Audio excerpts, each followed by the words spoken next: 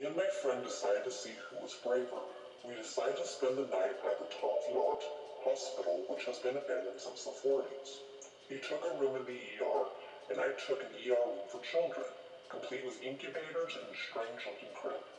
His plan was to sleep the moment he set foot into his room. Me? I have to explore. I am an urbexer. It would be a crime to sleep the night away in such a beautiful building. The room I had chosen was a bit depressing. The graffiti on the walls ranged from everything from "my child should have been an abortion" to "I'm 13 and my abortion is killing me." So I walked down the dark hallway to the morgue. I let the door close behind me after I lit a few candles. I heard a knock at the door, but I thought it was my friend trying to scare me. I got closer to the drawers, where they keep the dead bodies, and realized it wasn't my friend, but someone stuck in the drawer. A zombie? A ghost? Some sick pervert fucking up a corpse? Serves him right. I passed that drawer and the knocking got faster, like it knew I was there, which was odd. I'm always so quiet when exploring abandoned buildings. Could it be someone hiding out from a gang? East Los Angeles had terrible gangs. I do the same thing. I opened the drawer. There was nothing. I left the morgue and went to a different room. Just a typical hospital room. I tried to put the knocking behind me. It must have been a broken pipe or burned. When I was done in that room, I turned to leave, but didn't see the door, but the wall piece from the morgue with all the drawers. With the one that I opened, then closed, open. I screamed for my friend.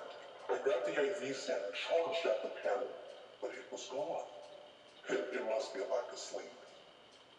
Then I heard my friend scream. I hurried back to my room. We both suffer from night terrors, so that could be it. I dove into the room. This room felt safer. I looked at the depressing graffiti again and gasped.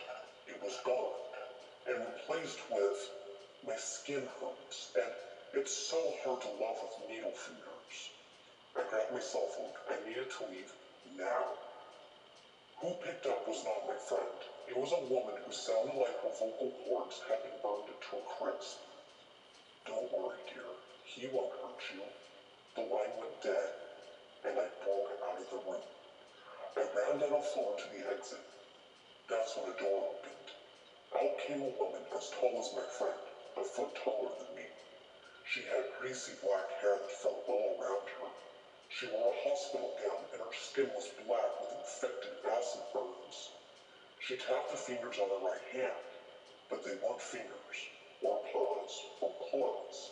Instead, they were hypodermic needles. I tried my friend again, but the phone was dead. She stood facing me now. She smiled.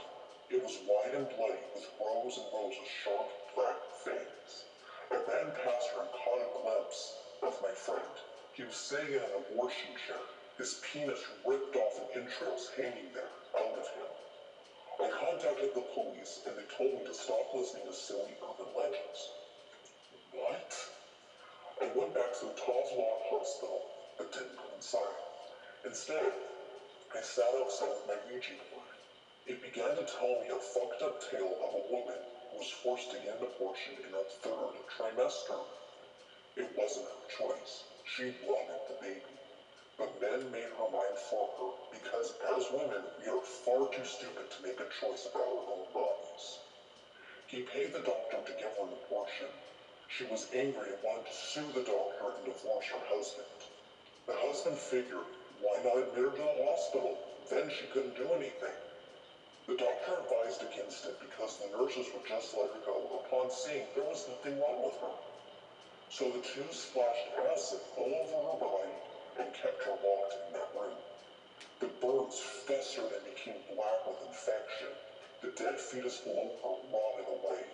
It went on to tell me she fused her hands with needles that killed the staff. I packed up my Ouija board and glanced at the second floor window and saw her looking out. Her needled hand pressed to the window. Whoever she was, she is still there.